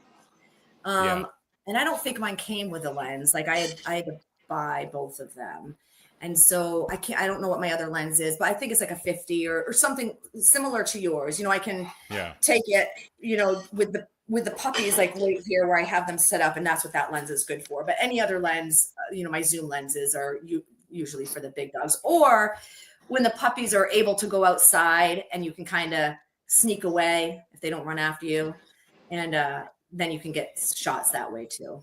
So yeah. Yeah. They say the 45 is supposed to be like the naked eye. Like it Yeah, looks I the like way that, you see it. Yeah, Yeah. I like that for the puppy shots. So I Oh, always 45 and 2 zigzags. Yeah. Yeah. What's the ratio of pictures taken to pictures posted? Oh my God. So I'm so Ooh. horrible with that, right? It takes me 400 to 1. Oh, it takes me days. It takes me days. You know, I'm a bit of a perfectionist. So, you know, I get everything set up, and each puppy I must take like at least 50 to 75 photos, you know, just snapping away. I'm like, yeah, I think I got 1 or 2. And I've got like 30 okay ones. I do. But you know, it's narrowing it down. That's what takes it so long when you It takes her a day to take the pictures. It takes her a day to edit the pictures. Yeah. It takes her a day to get them loaded on the It does. everything. Yeah, it does. And when you know you load them, you have a litter of 7 and it says 482 pictures. You're like, shit, this is going to take me so long to go through. Oh, people don't realize, you know. So They don't. Yeah. No idea. Especially with the young puppies, you know, they're ugly. Their eyes are just opening. They look like squirrels. They're looking at the camera all junky, you know. And you got to. Or as soon as you set them down, they turn away. Yeah, exactly. And then they shit on your props, you know, that you have, and you're like, now what? Now All what? over your face, your hands. Exactly. Oh, I hate it. It's just I don't. It looks like I do like taking pictures of my big dogs. I do like doing that, but I hate taking puppy pictures. I hate it. And everybody's like, you do so well. They come out so good. I'm like, I hate it. I hate it. Hate it. Okay, my wife is the puppy picture taker. So am I. He has nothing to do with it. Nothing. But hold on. She's the puppy picture taker, and she's good at it. But she turns into an artist diva when she does it. I'm the same way. She's like, now go get this, go get that. Like, I'm like, just take a picture, you know? It was a strain on our marriage. It was definitely a strain on our marriage. You know, I'd be like, hold the puppy this way. What are you doing? What about the head? You know, we'd spend our time arguing. I'm trying to work here. That's right. And so eventually I was like, I'm just going to do this by myself. And I was able to do it by myself. It is hard. I do have longer arms though, so I can push the puppy back and quickly take a picture, you know, or lift its head up real quick and then snap. Or, you know, some people are like, oh, they look so beautiful. They're sleeping. I'm like, they're not. They're actually screaming, but they blinked and I happened to get the picture. It just looks like a nice little sleep, you know. Yeah. They hate it. Yeah. You know, I try all the tricks. I try to, you know, put all the heating pads down and to lull them to sleep when I put them down. And, you know, you're still going to have those puppies and I can't always use a heating pad. I mean, I usually do, but sometimes I'll have like something there that I can't put a heating pad under because it will show. Yeah. So, you know, I just have to raw dog it. The next thing I got to learn about is like the shutter speeds and stuff like that. There's so much to that stuff. Yeah. You know, I've noticed like. It just depends, bro, on what you're trying to do, man. You got to learn that kind of stuff. Come on, man. Right. See, here's the thing. Compliments. I'll tell you the thing that kind of set me free is being a perfectionist will drive you up the wall. I am now an intentionalist. As long as it looks like somebody meant to do it, we're gonna move on. That's right. Yeah. That's right. Yeah. It is. It's harder than, you know, than people think. Yeah. And those puppy buyers, they are asking every damn minute for a picture. You can put up 100 pictures. Yeah. And the next Intentionalist. I made it up. Pictures. And then they go home and you don't get one damn picture of that puppy. Not one. Yeah. You have to ask them. You know, say you have like one, and you get some like picture of their head sticking out from a bed with covers on. You know, nothing to write home about. So, but whatever. You know, it's part of it. It's what we get paid for, right? What, bro? What? I can't let that go. What? You're gonna have to. I can't accept that, bro. That's my word. I made it up. Choose a different word. I like it. I think it's a good word. Intentionalist. Yeah. Intentionalist? Intentionalist. Like look like somebody did it intentionally. Is a word. Yes. Yeah. But intentionness. Wait, I don't think that's a word. Yeah, right. It doesn't make sense. No, intentional. That's a word. Yes. Intentionalist. But he said intentionist. No, I said intentionalist. as That's not opposed even a to word. perfectionist. I made it up. It's my word. We're gonna have to go back and look. I do things with intentionality would be the proper use of the English language, my friend. That's true. Thank you, Jessica. I don't like that. It doesn't roll off the tongue as good. It doesn't. No. Anyways, no. okay. I acquiesce. Let's go. I digress, right? All right. You got a question, bro? No, let's What do you want to talk about? Come on. stating the obvious. Oh, shut up. All right. If it's obvious, it's obvious. I can't fight the obvious. Let's see.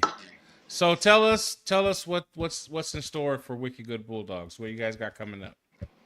We're just gonna keep on trucking. We just doing the same old thing that we always do. So we don't have too much. We don't do a lot of traveling because we are up in Maine, and I'm a bit of an introvert. It might not seem it, but I am. And That's a nice picture. That's our boy Tundra. So Tundra was like he was like the face of our program. That boy looks good. He's in almost all of our dogs here. They go back to him. Almost all except for our outcrosses or whatever. But God, he was just such a great dog. He had OFA certified good hips. He was genetically clear. He'd do anything you asked of him. He was just a real awesome dog. Big boy. See the shoulders on him. Yeah. See his neck. Yeah. See You the have that one stifle. dog. Oh yeah. Oh, he was beautiful. His movement was just spot on. He'd do anything you asked of him. And sometimes when you have a dog, you don't realize like how. I mean, I did later on, but how important they are, how big they are in your program. And you lose them, and you realize, from old age or whatever.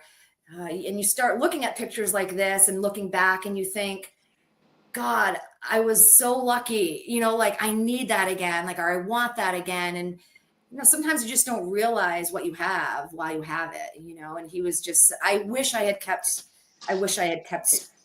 got straws from him. I wish I had kept, something of him, but I didn't. So.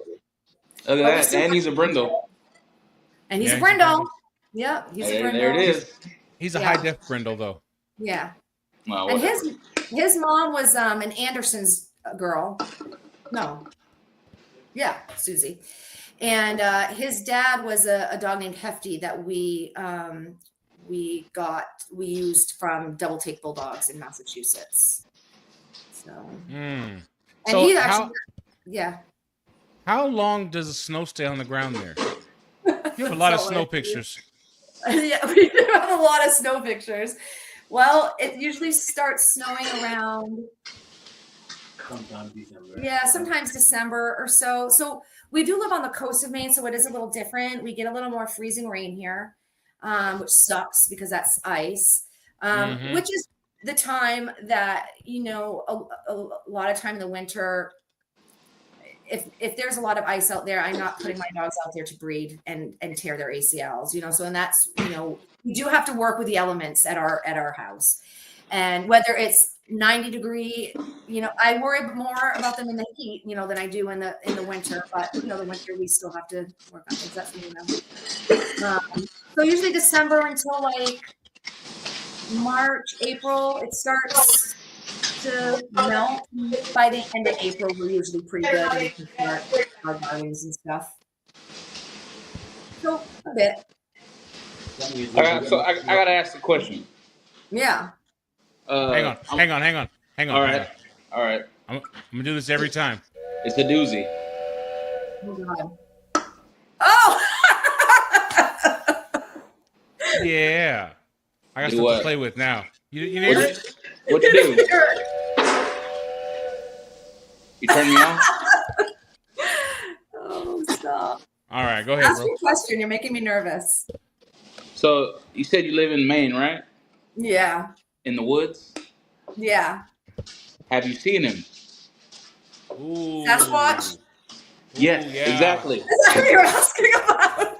No, Sasquatch does not live here. We have bobcats. Oh, Those are much Lord. worse. Yeah, bobcats in our backyard. Coyotes. Coyotes. I think when we're out in the woods, I'm more afraid of the deer and the coyotes. For some reason, those coyotes, it freaks me out thinking there are wild packs of dogs out there that can eat me and my dogs up. They never have, and I never see them, but we know they're out there because we get them on our game cams and stuff. Just a few days ago, we had a bobcat in our backyard. Our neighbor actually shot at one. But yeah, it's there's a lot, but I've never seen Sasquatch. Never. Okay. Not even like. What about footprints. Bigfoot? Aren't they one and the same? No. Oh. What? Uh-oh. You didn't know that? What's the difference between an English Bulldog and an Old English Bulldog? Kind of different. No, but really, what is the difference? Is there really a difference between the two? Is geography. Oh. So I'm a Maynard by heart. I've seen him on TikTok. Oh. Right, yeah. Yeah. Yeah. You're a Maynard by heart? Is that what you said? I'm a Maynard, yeah. Oh yeah. Have you been to Maine? No. No. Okay. Well, you should come. John says Sasquatch is real. You know? Thank you. Everybody can't be wrong. You don't catch Everybody's never lying, yeah. Everybody can't be wrong. Yeah, but if we do catch him on our game cams, you guys will be the first to know. I swear. I do a lot of deer hunting, and I ain't seen him yet. Yes, yeah. Pete does a lot of deer hunting. Yeah, those are two productions of ours. I love that Merle. She's just so flashy, and her eyes are just so pretty. Yeah. Now, are those the rose ears? Is that what that is? Rose gold. Yes. Yeah. That's a rose. Okay. I prefer a rose set. Versus, I guess, the flaps. Yeah, button. What's the standard? Rose? Rose is ideal. Yeah, both. but I think both are accepted. Yeah, Okay. yeah. You just don't want like tulip ears and stuff. But but rose is preferred though. Right, John? Chime in, John. I think some registries prefer it though too. Like Sharon's NBA, I don't think has a preference, but some registries do have a preference. Yeah, Dory. Yeah, and then you got the dogs that have like one of each, Those drive me nuts. I have been known to glue an ear or two when they're puppies here. If I'm keeping them back, I can't stand it. I don't want to look at my dog and have a weird ear set. So yeah, the glue works, huh? Yeah, it works. Not with like any big ugly, those big floppy ear. You don't want that anyway. But if it's got a normal sized ear, you can glue it back and it'll work for sure. Yeah. I know it's not the standard. Yep. That Merle boy with some cropped ears will look gangster. It's a girl, but that's a compliment. I know. It's a compliment. Yes. Called it a girl. A male.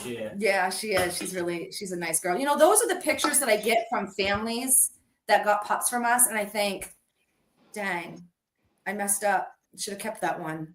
That's a bulldog right there. But you know what? You can't keep all the good dogs. You can't. Need stuff out there with your name on it. That's right. That's right. Yeah, that's right. So, and that's, a lot of our people come from word of mouth, especially up here in New England. I think it's a little, I don't know, like, I think people have like old money up here and they're just Patriots fans. Yeah. It's just a little different. Celtics, we can charge a little more for our pups and no one even blinks an eye. It's weird, but we have a lot of Connecticut, New York people. Yeah, Connecticut people are a little tough to deal with, but New Yorkers are fine.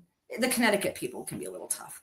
It's the veterinarians really that we find can be a challenge, to work with. But why so?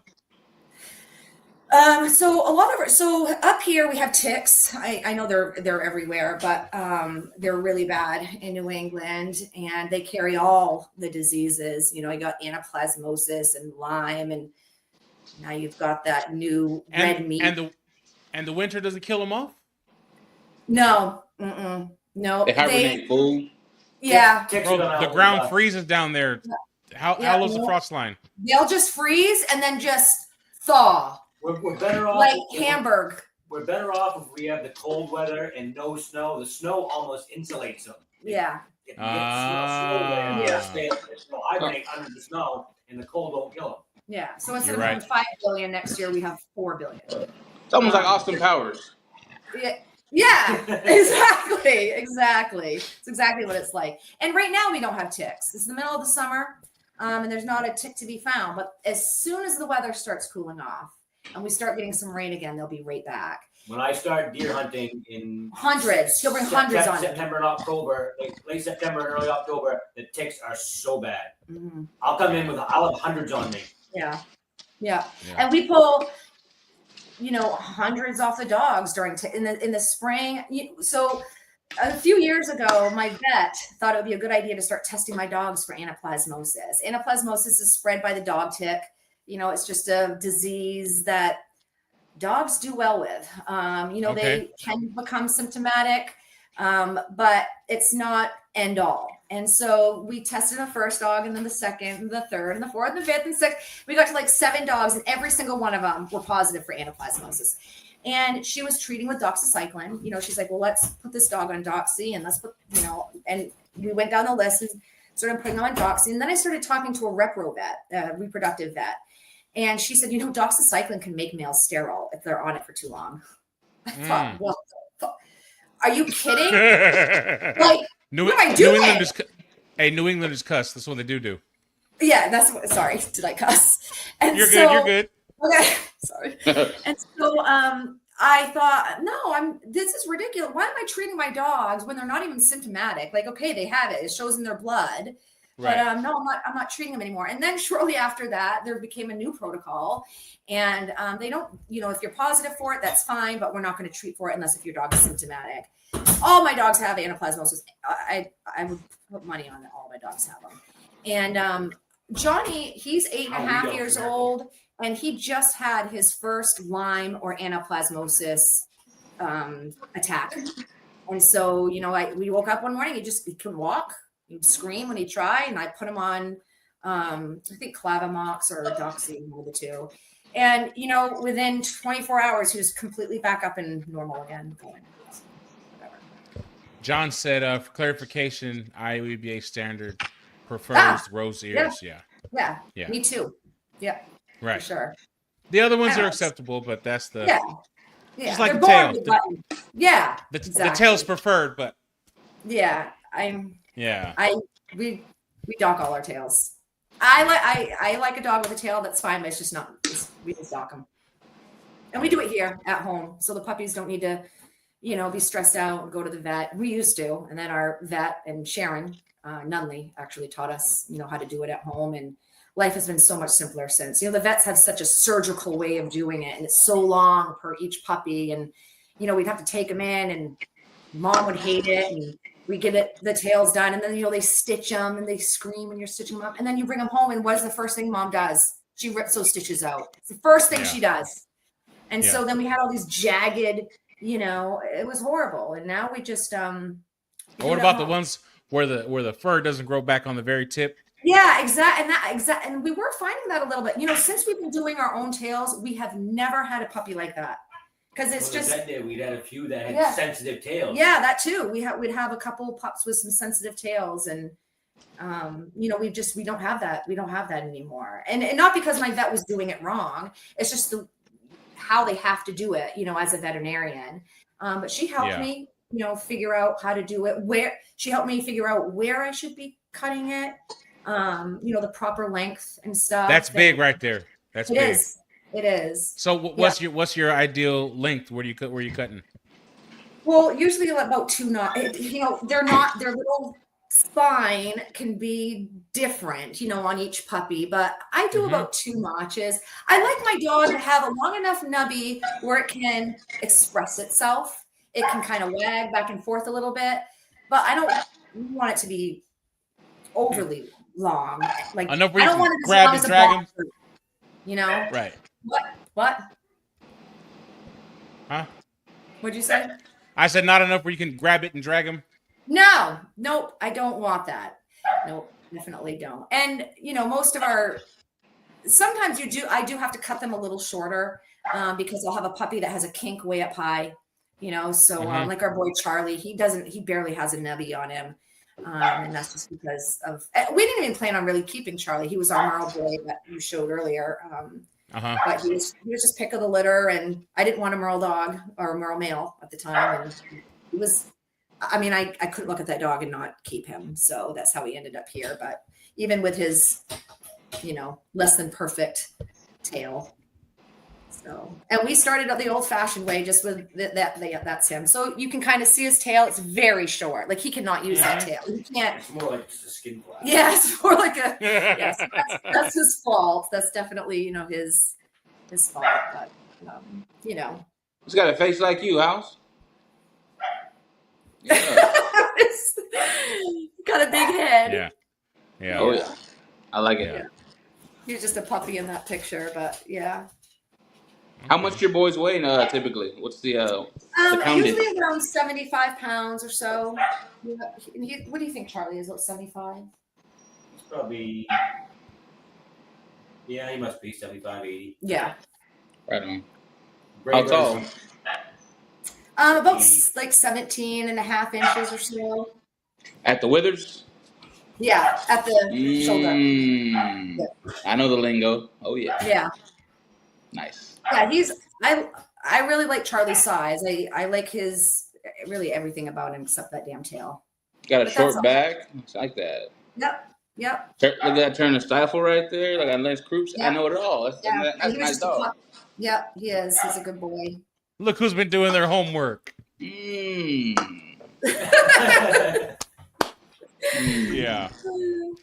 Yeah. I like it. He's a nice dog. He is a good dog. I've had a couple breeders ask to use him, and I need to get back in the game with that and start shipping again. And I've just been kind of low key lately. Yeah, let me know when you do, because yeah, I like him. Yeah, we've had a couple litters with him so far, and I also wanted to prove him on my yard first. So I don't want any of my dogs being used as a stud if I haven't used them here first. And so, yeah, he's produced some really nice puppies, and yeah. And he's a good boy. Awesome. He's a sweet boy. Yeah. Yeah. I like it. Yeah, like I said, you got a lot of pictures. You do really good photography. I do, yeah. And, our website is kind of simple, but, time and time again, who is that? I don't know. They probably people they go to my website and they say we like your website, and I think they like what is family oriented, So we just have a lot of pictures of our dogs with us and doing the family thing, and This is a nice one right here. I like this brindle, bro. Yep. That's a nice pup. And I can't remember who that is. I think it's one of my Mary puppies. Yeah. I like that brindle. Yeah, and I believe the pup behind her is actually a brindle Merle, but I don't know for sure. Let's see if I can. There's not enough of the puppy showing to be able to. No. Yeah. I'm sure I have pictures somewhere of brindle Merle. Well, my girl Mary on my website is a brindle Merle, and my girl Elvira. But yeah, lots of. We just had 2 litters at once, so. And we had them, during the summer. It was so hot here.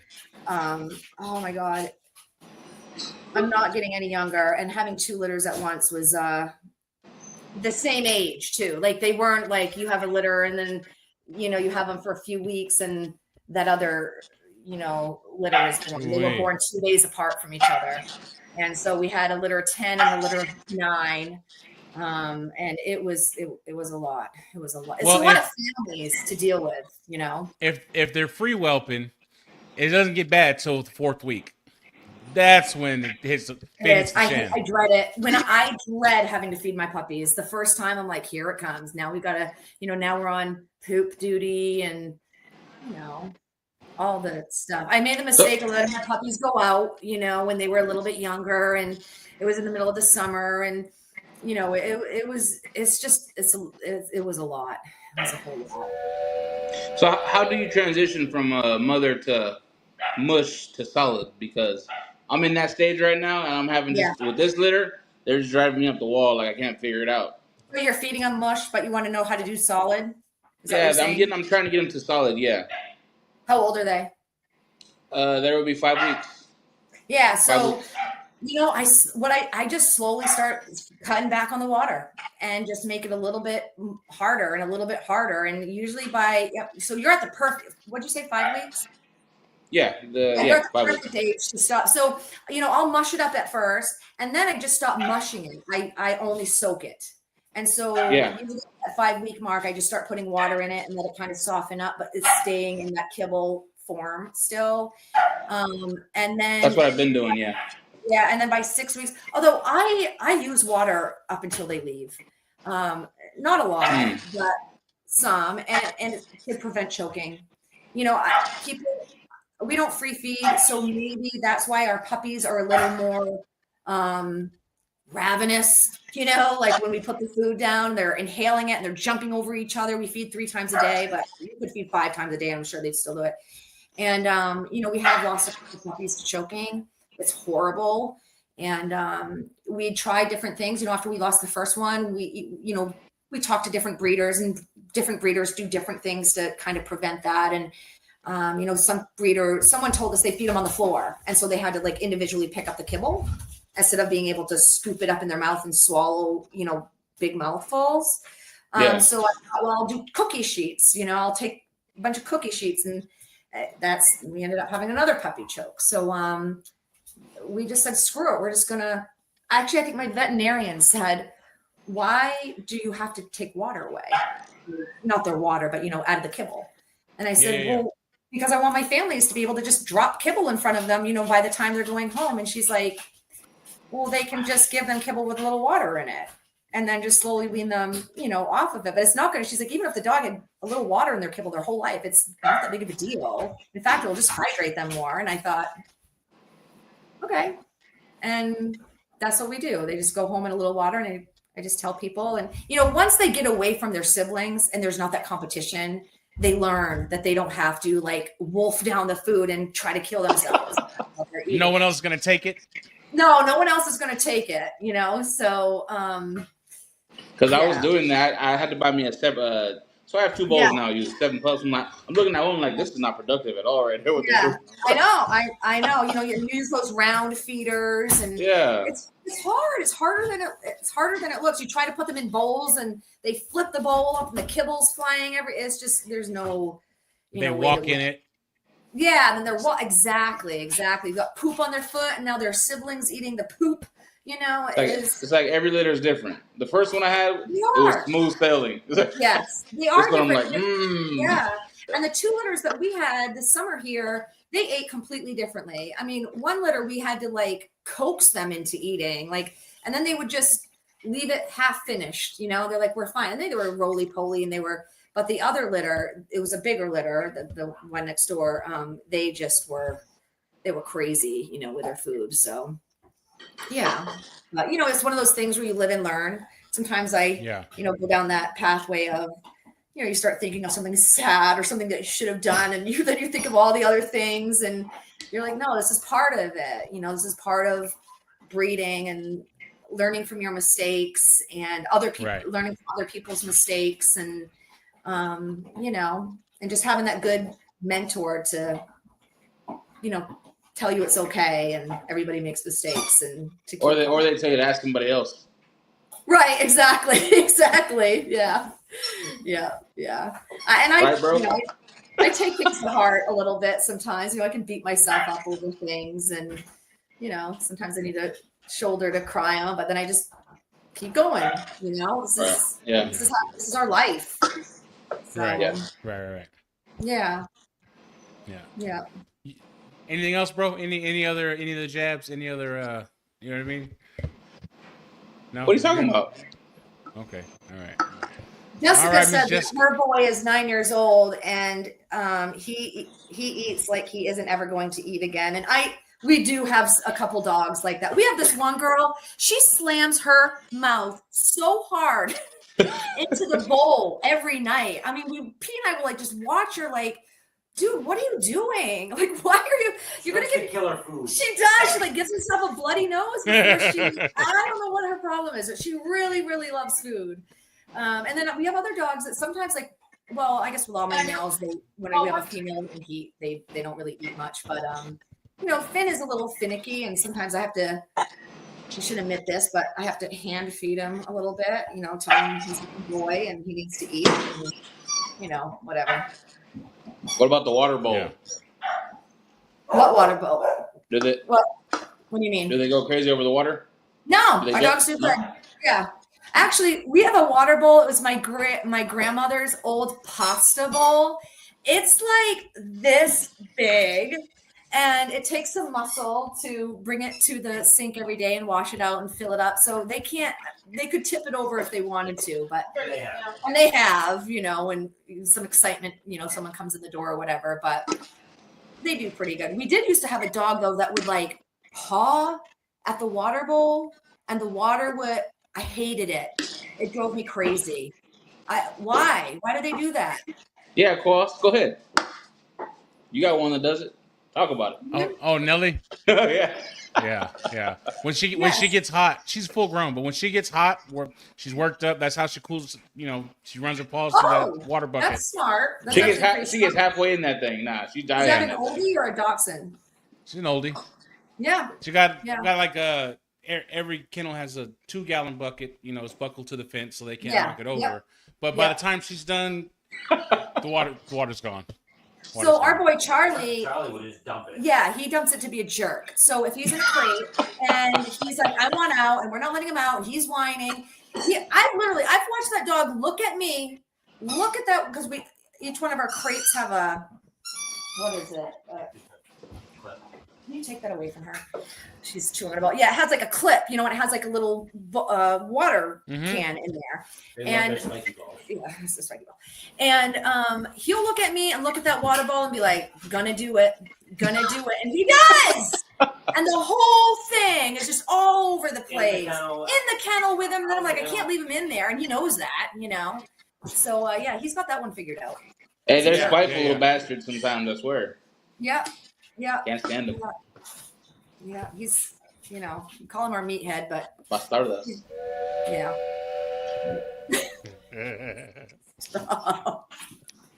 I love it. I found it now. That's you, Train Yard, every time. That's great. What happened? What I missed? You can't hear it? Maybe it just like. No. What it is, my sister-in-law is so loud, I can't hear anything. Oh, she's just so loud, and All right. I'll give it to you in a minute. Yeah. All right, Miss Jessica. I appreciate your time. Yep. Oh, thank you guys. It's been fun. Yeah. I enjoyed talking to you guys and sharing a little bit about us. It's a good time. Yeah, for sure. Yeah, it is. Let's chat again. Bulldogges.com is the website. Yep. And we'll do it again. Yeah, for sure. Yeah. Oh, I got one more question. Yeah. Being in Maine, you guys have the best seafood, right? Oh, of course. Hello, my husband's a lobsterman. I gotta ask. I don't know. Yeah. So how much? I don't know. So how much are the sea roaches over there? Here, they're crazy. Well, our boat price right now is $5.35, and then we get like a 50-cent bonus at the end of the year, so it's like almost $6 a pound right now for us. But it's more. Obviously it varies. So in the beginning of the season, they usually go for more. And what's the size to eat them at? What's the best size? About 1.5 pounds, right? $1.25, $1.5. Yeah. You don't gotta go any bigger. And I prefer soft shells, but some people like the hard shells. So kind of it depends on what you prefer, because the meat is different in a hard shell versus a soft shell. There's more meat in a hard shell, but I don't like eating my food with a hammer. Yeah, they're very hard to get open. So they're soft shells. I don't know if you guys know this, but they're soft shells after they shed, right? When they molt, right? Shell, yeah. Well, when they molt, they're actually called turds. That's right, Pete?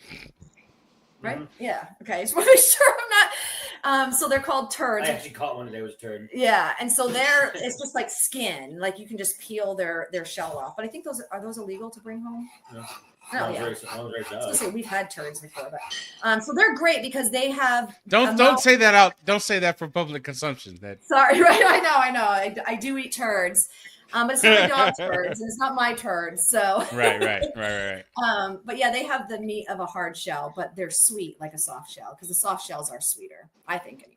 So yeah. But next time we do this, Lobster Man, you're gonna be with us. We're gonna That's talk. right. Ah, yes, I can see it. Yeah, I can see it for sure. Yeah. So I'm gonna go to Maine. I said I'm going to Maine to get crabs, man. Lobster. You Lobster, can get there you go, crabs too, but we don't want to say that online either. I know. Right. I got a turd and some crabs. Yeah. All right. That's great. All right, y'all. It was a good time. Right. Have a good night. Have a good night. And we'll do it again. Great. Thank you. There you guys. All right. Good night, guys. Bye.